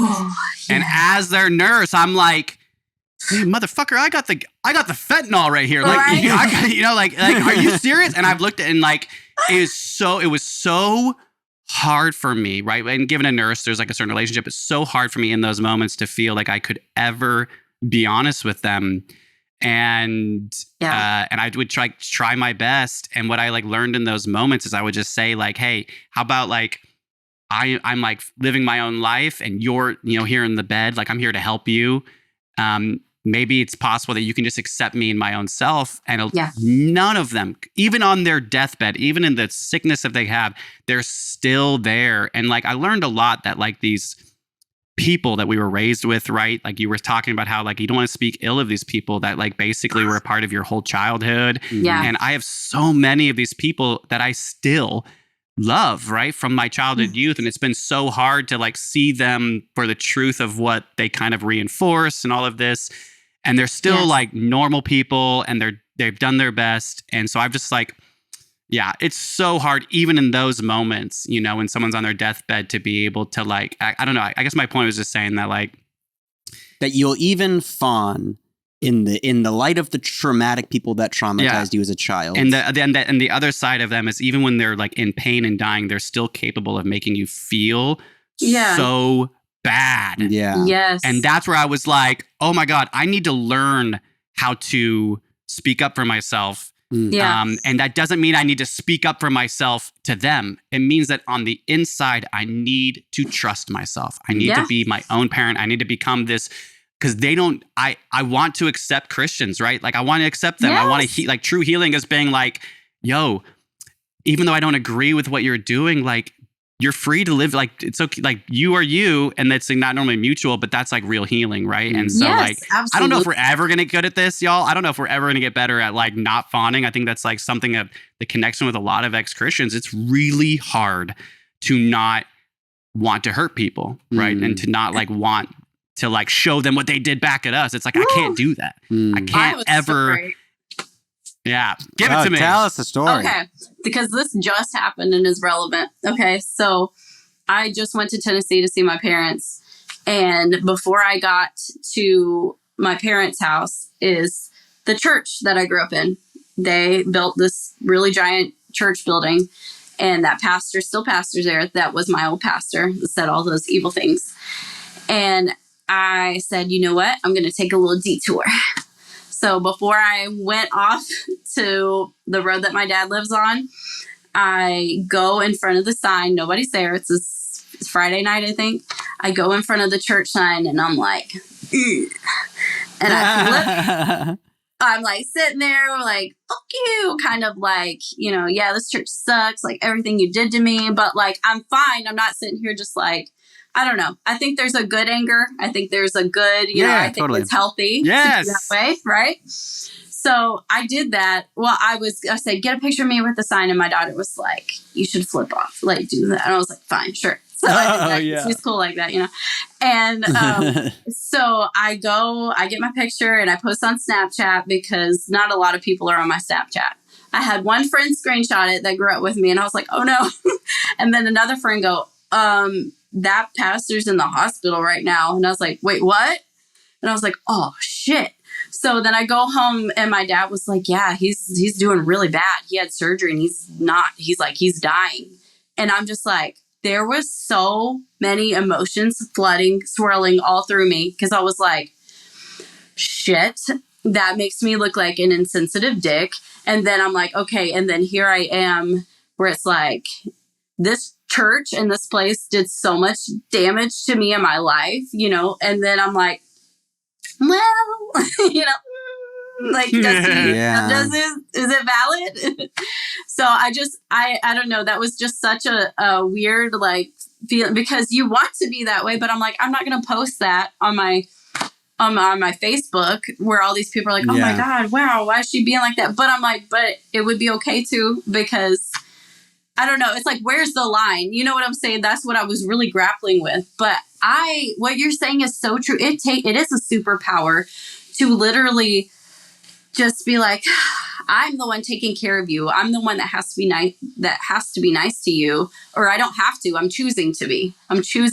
Right. Exactly. But I just want to be like, shut up and get away from me. Like your views are harmful. This is harmful, but it's so hard. It's so hard. Yeah. It's so hard. And that's like where the term boundaries comes in. Because one of the things I've learned with so many experiences in our area, running into so many adults and other people and being so judged, is if we can't get better at like speaking our truth to these people that are ultimately our past abusers, then the best that we can do, if not maybe way better than even speaking anything, is to set boundaries with these people. And one of the things I've learned with Christians don't have boundaries.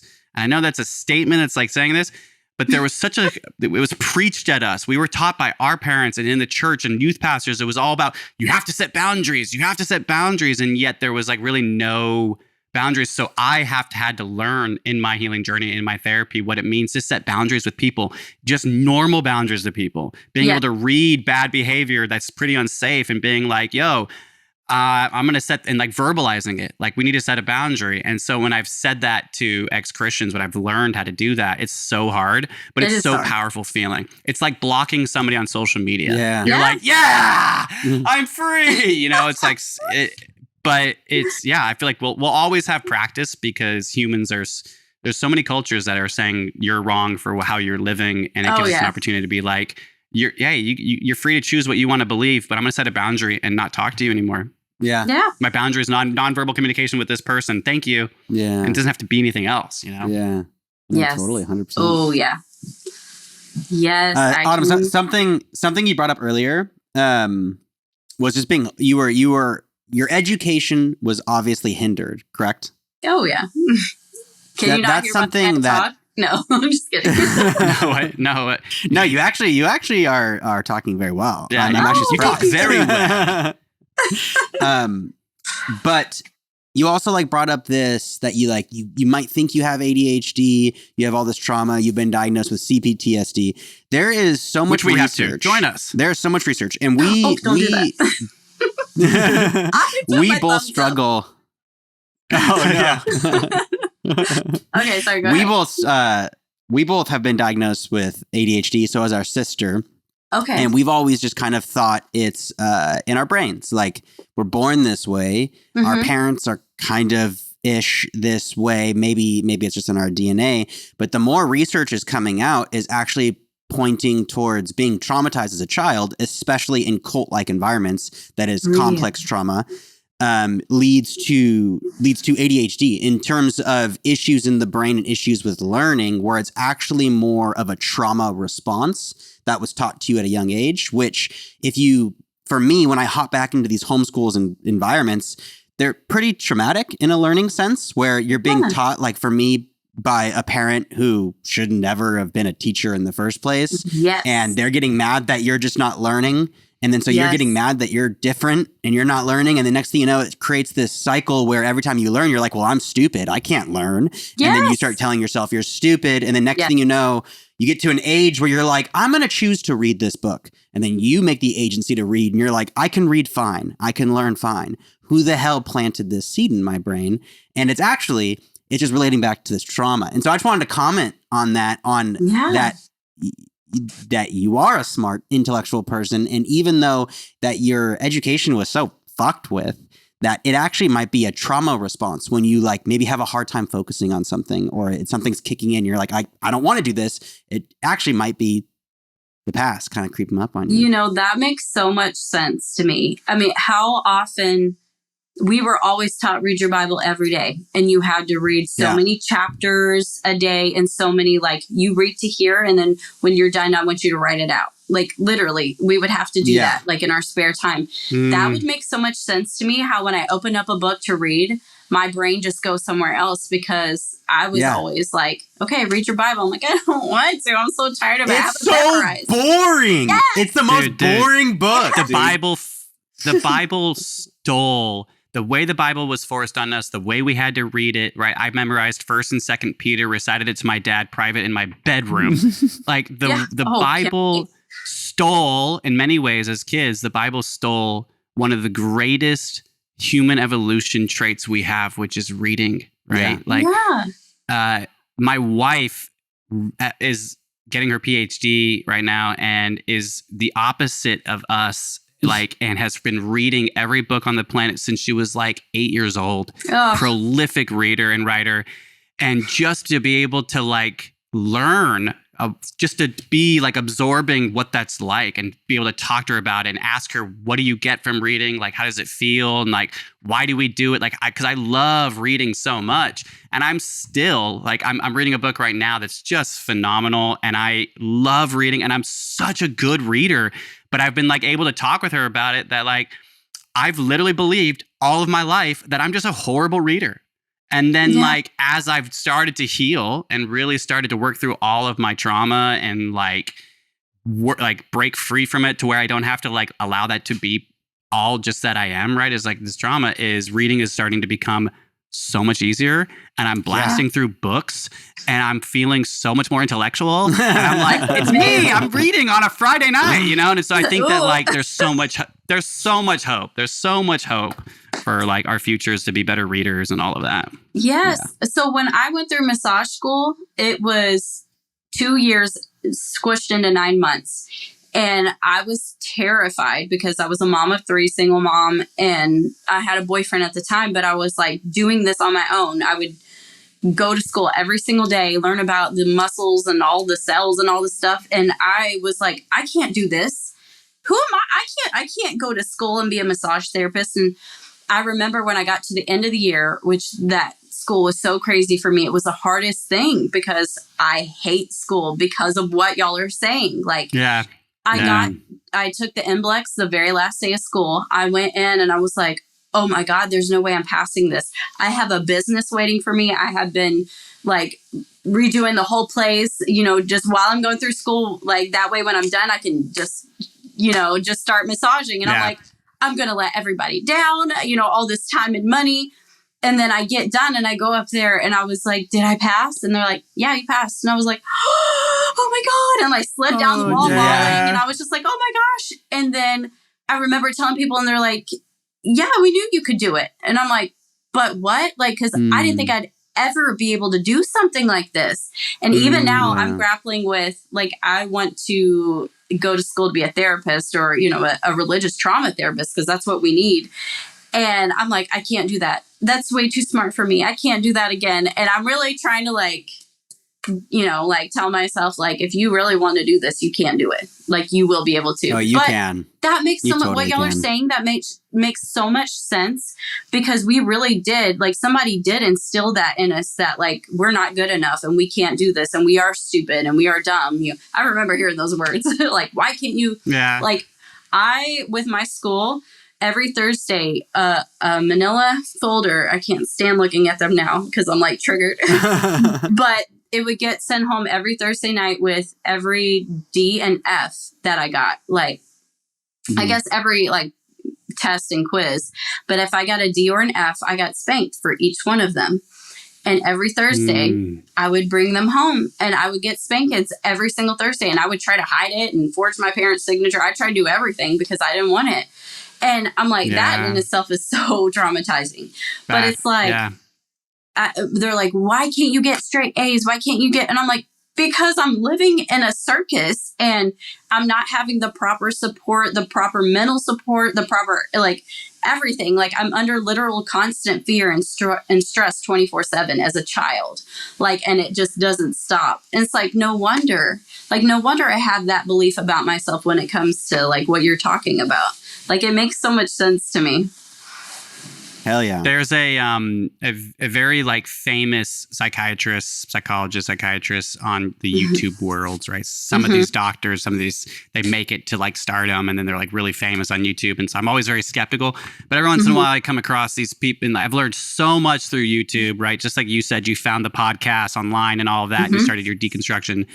It wasn't that long ago that this gentleman, this psychiatrist by the name of Gabor Mate. I think it's Gabor Mate. Mate. I think so. Yeah, something like that. Yeah, if you want to write that down. He's been on, like, a bunch of different stuff. Certain podcasts I don't agree with, a bunch of podcasts. His whole entire research and everything that he's done, and so much of what he speaks on, is how ADHD in our country has been misdiagnosed forever, because so much of his research shows it's deliberately, like, in trauma. That ADHD comes from trauma. So there's so much out there. Gabriel, and he's so easy to listen to. I encourage anybody to check him out. His accent is amazing. And he's just, and it feels so good to be, like, hearing things like, oh my God, this is everything that I went through and I've been saying about myself, and there's so much hope. I'm so smart. I'm so smart. You know, it's not real, but, like, and so I've had such severe ADHD. All my coworkers in the hospital, every boss I've ever had, the way my energy is always up. I'm super, super fast. Yeah. And so I've always been, from everybody, everyone calls me, oh, it's ADHD Nathan, it's ADD Nathan, it's ADHD Nathan. And so now me and my wife and Zach and our sister and, like, all of us, we use the term neurodivergent. Yeah. Yes. Okay. And so we were diagnosed with ADHD, but now we don't have ADHD. We're just neurodivergent. You're just neurodivergent. Okay. Extra special, right? We're just neurodivergent. Yeah. We're all on the spectrum. All right. Some of us are autistic. Some of us are neurodivergent. Yes. That's what it is. I just want a board back here where you can give me a star every time I do something right, okay? Yeah.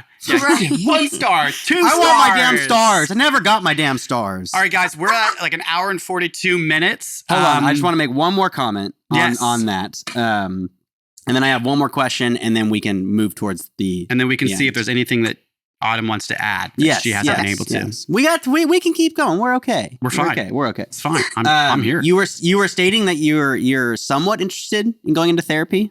Yes, absolutely.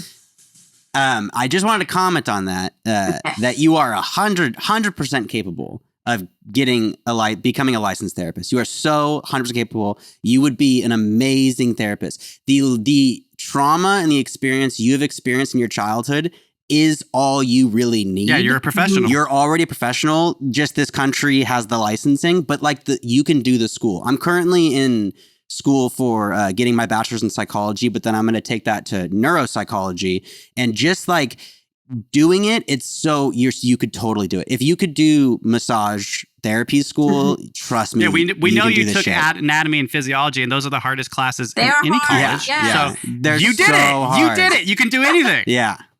So I just want to comment on that. I want to encourage you, because we do need more therapists that are in tune with religious trauma, in tune of being in a cult, coming out of a cult, and teaching kids through it, getting that advice out there. You can totally do it. I'm trying to put that out there. Yeah. And my therapist, my EMDR therapist, when I first told her, like when we first started EMDR, she said, I'm just going to let you know, I took what you said when we did our first session to my higher ups because I had no idea what to do with it because I've never come across a case like this in 15 years. And I'm like, great. Wow. Thank you. So now I'm like, you know what? There's a need for this. There's a need for this. Yes. Yeah, yes, dude, we do. Own that trauma, take pride in that, and just be like, "That damn right, damn right." You have to go to your higher ups, go learn something. Yeah, I wanted to point out that what we do need more therapists that are specifically trained in religious trauma. But I think that more importantly, we need more like traditional educated religious trauma therapists. Yeah. One of the things we've learned in our community, right, in this small, rather growing, large religious trauma community, is there's a lot of therapists out there that aren't professionally trained, that have, like, they're not saying they're not amazing therapists, but that the psychology that's been around for so long is changing all the time. Yes. And proper education, right? Like forces us as people to learn what it means to constantly be learning so that we're not thinking we're like the answer to other people's suffering. And I've just learned just by like being a part of this community, there's a lot of people of like that have our experiences that want to go in to like doing this, to like having these conversations, be a part of people's lives, to like give back in that way. And I've just seen both. I've seen like, we interviewed somebody, her name was Julia Artelli, who's like doing a bunch of research right now, getting her bachelor's. And she's just got this formal education surrounded around like coming from so much religious trauma. And then like she's focusing her research on religious trauma. And it was just versus somebody that like went to like a 1 year, not professional educated therapy program. And they've been giving therapy for like 10 years. And I don't want to judge anybody for like that, but I just believe that we need more in this area of religious trauma because we come from a church where there were so many professionals that knew how to help you when in reality there was like no real legitimate education. Yeah. And I just wanted to add that. Important. I think that's important. Yeah. And there's also a lot of, and nothing against this, because we've interviewed some therapists that have come from this and everyone grows and changes, but where they got their license through a private Christian university. And then after like 10 years of giving therapy, they deconstruct and they keep giving therapy, where I do think in those school systems, especially the private Christian school, that they're taking a lot of normal psychology that you would learn out. And then, I don't know. There's a gap there, I think, being as well. Yeah, I'm not a big fan of Christian schools, Christian colleges. I'm not a big fan of it either. No. Nope. Okay, I got one more question, and then all of my notes are crossed out, and I can feel not bad. Star. I had a lot of notes, Autumn. I had a lot of notes. I know I made 100 notes. Yeah, dude, that page that looks crazy. It's insane. My brain. Like this is my brain. Yeah, dude, your brain's great. You spoke very, very lightly on your family, and most of it is very traumatic. And just because it relates to us a lot, and I know almost every one of our guests, but there's always, once you deconstruct, a hindrance with the family. And I'm wondering, do you have much of a relationship with your family anymore? So it is tricky, and it has come with a lot of boundary setting, which has been one of the hardest things for me to do. My sister, we are super close. Like, we have been through, it's funny because we've been through all the same trauma, but with different perspectives. Like, it's like no two siblings go through the exact same thing. And that is definitely the case for both of us, but we are very close, pretty much believe the same thing, which is really cool. And I've heard y'all speak about your relationship as well. But, as far as her, like, yeah, we're pretty close. I have a very small family. Like, I have my dad, 2 uncles, and my mamaw is still alive, and that's it. And my stepmom.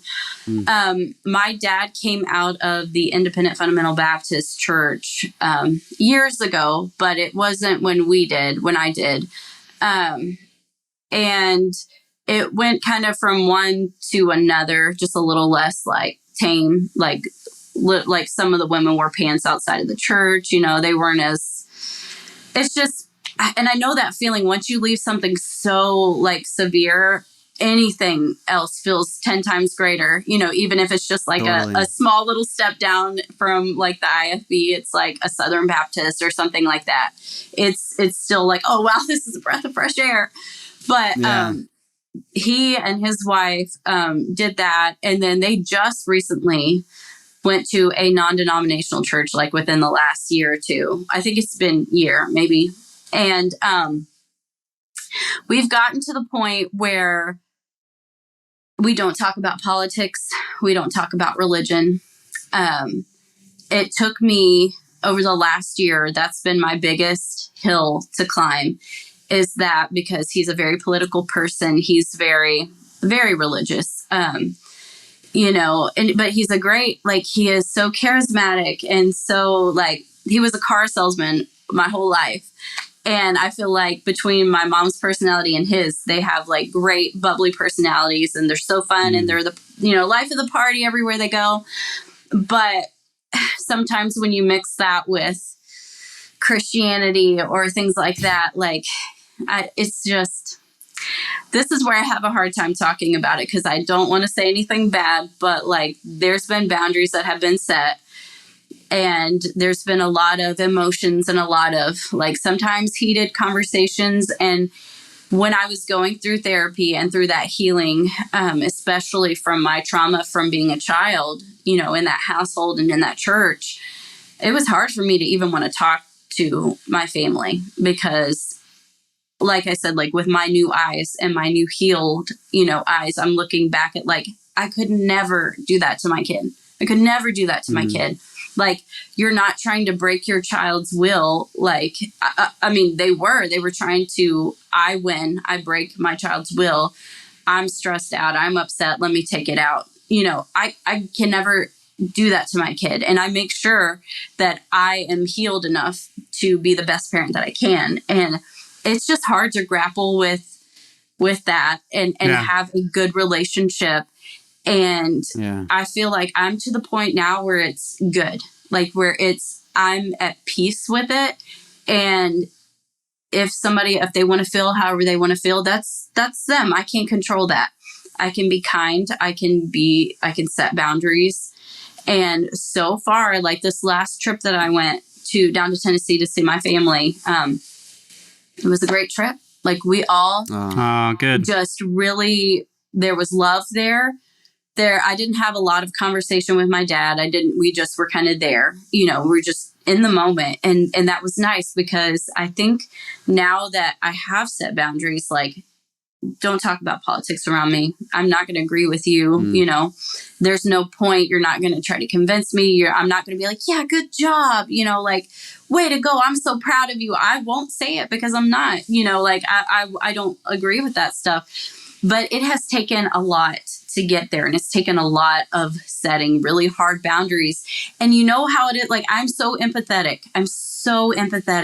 And it's like, I feel sorry for, like, I just want to make everybody happy. And I want everybody to feel loved and get along. And just, that's not reality. That's not like real life. Yeah. Like, so it's like almost you're grieving. You feel bad for setting a boundary, but at the same time, you're doing what's best for you and to protect your peace. And it's finally getting to a point where it's kind of like balancing out. And I'm a Libra. I'm all about balance. Like, I love, getting those scales, but, So, I mean, I'm at the best place since healing with my family than I've been so far. Oh, that's awesome. That's so good to hear. That's awesome. Good That's really cool. Yeah. It takes so much work. Yeah. Being the one setting those boundaries too takes so much work. So I commend you on that. Yeah. Oh yes. Thank you. I just want to say too that, we still have a relationship with our folks, the pastors. And ever since we started this podcast, it is finally, for the first time in my life, noticed there's like the strongest boundary that's ever been set, which is just talking publicly about our experience, right? Which is forcing our parents to sit with that, to sit with the fact that we're having public conversations around our upbringing. Yeah. And but like just to say that, and so like there's been like fissures and it's been ripples. I fought with my parent, they kicked me out, and I fought with them every time. The most horrific fights, always pushed away. It fucked mine and Zach's relationship up forever. Yeah. And it and so to like the fact that I even have a relationship with my parents still, I think is because it's part of the religious trauma that I've never really learned how to I know that if I ever cut them out, right, with however bad it's gone, I knew it would be it. I knew that would be like, it'd be really hard to like, because they're not the type of people that are going to really, at least they've never shown that they're ever going to like do the work to try to see us, to see us as people. And because of that, and I'm over here like, well, I'm trying to see myself first, right? And that's like really important. And so there's just like this, what I've learned is we still have a relationship, and I'm so proud of that. And like, just like you said, I'm finally able to say the same. I have the healthiest relationship I've ever had with my parents. Mm-hmm. I have the strongest boundaries, no politics, no religion. And I've had to reinforce that so many fucking times and still do. But I haven't fought with them in over a year. And I know that to them, I think it feels like to them, it's the worst the relationship has ever been. But to me, this is clearly the healthiest and safest it's ever been. Yeah. Whether that lasts is like, because we've like interviewed so many people that they've had to cut out family. Yeah. Even with kids, they've like, I've had to cut out my abusive dad or this or that. Mm-hmm. Yeah. And you know, it's like, and I don't know if that's going to be the case with us still. It breaks my heart to even think about it, just because life isn't this game, right? It's real shit. And I feel like if it gets to that point, it's because of how severe this culture is. And as my therapist always told me, that when systems, thinking about things in systems theory, when a system feels threatened, that survivalness, that system will cut off any link to it that it assumes it's killing it. And in that Christian religion, in that culture, anybody that's not following that way is a potential person that's going to kill them, right? Yeah. Going to be the death of them. So the only way our parents knew how to deal with me at 16 when I was walking away was get him out of this family. And that's so much scar tissue from that. But I finally have learned that I can like separate them and be like, oh, you have to do that out of survival if that's what you believe. Yeah. And in our experience, it's like, will that continue to slowly happen, right, from this culture? Will they really just start to cut us out? And so far, I do commend our parents that they haven't done that. Right. Well, they've done it a lot to me, but I've kept crawling back, being like, love me, just love me. You know? Yeah, it's so complicated. Oh, it is so complicated. Yeah.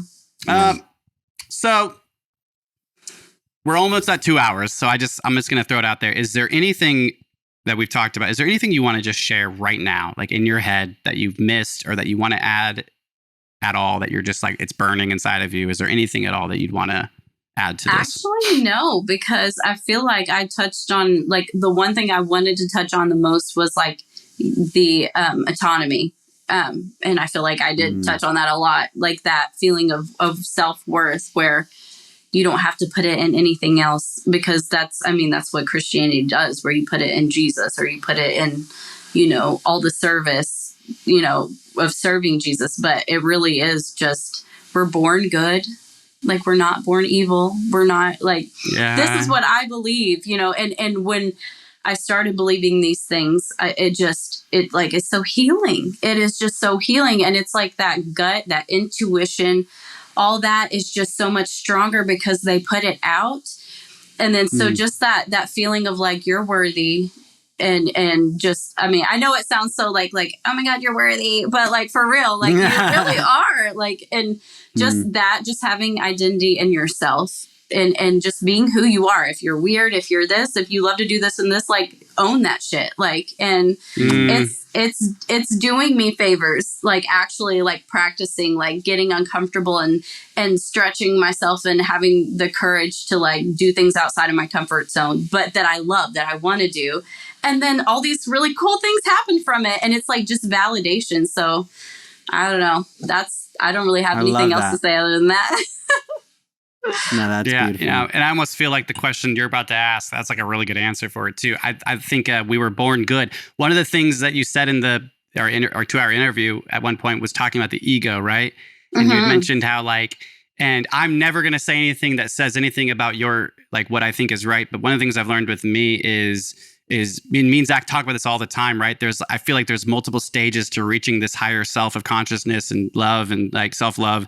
And the ego seems to be level 1. Yeah. Yes, right. And then absolutely. above, and then there's multiple times of ego death and you kind of reach level 2.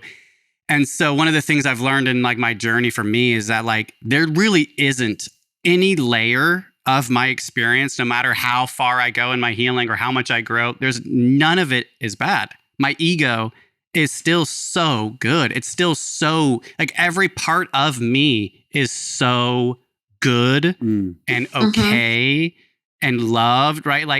So I just wanted to throw that out there. One of my biggest recently, I learned this 2 years ago, and I've just been reinforcing that, is how would I want my mother to really treat me from day one till the day we all die, would be if every single situation, every mistake I made, she looked at me and came to me and held me and went, it's okay.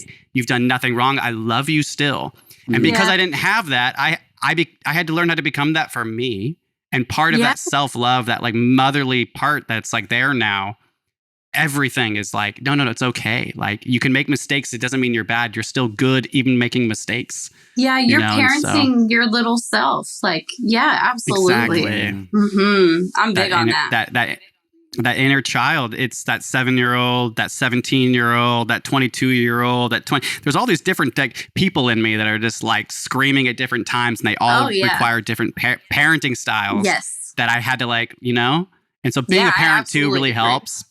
But Yeah, I'd imagine having children would help with that. Oh yeah. It just really helps to be what she was saying is with me, dude. It's every day I look at every second, every time I think about him, I'm how could I ever tell him he was bad? Right.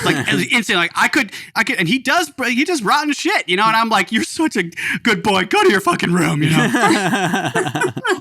there's still consequences for the actions we make, but the love will never leave. And that's something I dreamed of having as a kid. I just wanted to feel loved and safe when I was just trying to figure out what it meant to be a human. Yeah. Oh my God. Yeah. Yes. Oh. Preach. No, I'm just kidding. Yeah. I'm just kidding. Yeah, preach. It's the new way to preach. Amen. This is church. It's Sunday. We're at church. We're at real church. Yeah, this is church. That's why we do it on Sundays. That's why we podcast on Sundays. We're redefining what a Sunday should. Well, it's still so much. We still brought the work in though. I know. We're still church doing was so much work. Wake up so early. We're still gotta do the music. We're still setting up a soundboard. Now we're still waking up so early. Got to do the music. The mics? Anyone have a guitar? All right, ready? Yeah, so we have one last final question for you. Thank you so much. You've done so fucking good, Autumn. I am so proud of you. I'm so happy to have had you on. I'm so happy to have made this friendship with you, and I know that it will continue on, and we'll just be a part of this community together. I want you to know that you can always reach out to us, and we'd love to have you on again in the future sometime. I want to encourage you to continue your podcast because you're great at this, and I think that your story is so powerful, and I think you do a really good job doing this. So I want to encourage you to maybe that's what I need. Really keep doing this. Going. Yeah, I just want to put that out there. But Zachary has a famous last question that we ask all of our guests. Okay. Indeed. You always build it up, and I'm all right, don't mess. But I like up. the build up. It's Now, if you could put yourself back into that younger self, or to that self that is questioning, and it's so scary. Is there any advice you would want to give that person that could be advice to other people that are also struggling with deconstruction? Ooh, that's a tough one. Advice. See, I feel like I'm not a person to give people advice. I'm just a person comfort other people. It's almost. That's a great answer. Well, that's the first thing that came to my head was it's going to be okay. Because how many times have along every single age have I felt it's not going to be okay. This is terrible. This is awful. How is it going to get any better? And here I am wow, that worked out. Wow, that worked out. Wow, I'm free, of so many things. So it's just if I could just hug and just be you're going to be okay. It's going to be okay. That's what I would say. I know it's so simple, but it's so powerful to me, because that's what I wanted to hear. Love that. No, that's beautiful. That's the best advice. No, it's the simple. I don't think you can answer that question like complicated. It has to be. That's so simple. All right. I wish I was told that. Hey, it's gonna be okay. You're gonna be okay. Yeah. And because it is okay. It is okay. Yeah. It is. Even though you're going to be ostracized and everyone that has ever raised you is telling you the opposite. Yes. Just know that you'll get to a point in your life where it's actually okay. Yeah. It's possible. That would have been amazing to hear. Yeah. And then as kids, it's just hard as kids to learn that these experiences we have in life, there's like a separate part of us that isn't experiencing it. Like this body, right? We're powerful. Human beings are so powerful to like separate themselves from the shit that humans do to one another. Yes. Yeah. That's the stage. That's the stage I'm on now. Using meditation, using plant medicine therapy and retreats to better understand how to like learn my own mind, how to be mind conscious and to be in a world that we have no control. I can control my own mind and how to learn how to do that coming from religious trauma is work, but it's, there's stages, and so it's all okay. Yeah. Yes. That was beautiful. Thank you so much, Autumn. Thank you, Autumn Fesler. You're amazing. So much love for you and your family and your children. And yes. Anything else, Zachary? No, this has been an amazing episode. All right. I'm so stoked. There you have it, folks. Thank you, everybody, for joining us for the Mortal Kombat podcast with Autumn Fesler. Thank you again. And Zachary, I love you. Love you.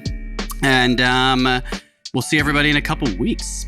Yeah, you're going to Europe. I'm going to Europe. Yeah, but you don't need to. You used to share more. I want you to share. Be intimate, Nathaniel. I am going to Europe. It's not like I got married, eloped this year, and our aunt who comes from, Why are you going to Europe, Nate? It's called, I guess I'm going on a honeymoon. Honeymoon! Because I'm healing and I got married and I'm actually figuring it out. I got married for the first time and I'm in love. Hell yeah. Nate's going on a honeymoon and we might actually skip a week when he's gone because it's tough to do. We'll figure it out. But anyways, thank you, Autumn. Thank you, everybody. And we'll see you next time. Bye. Bye.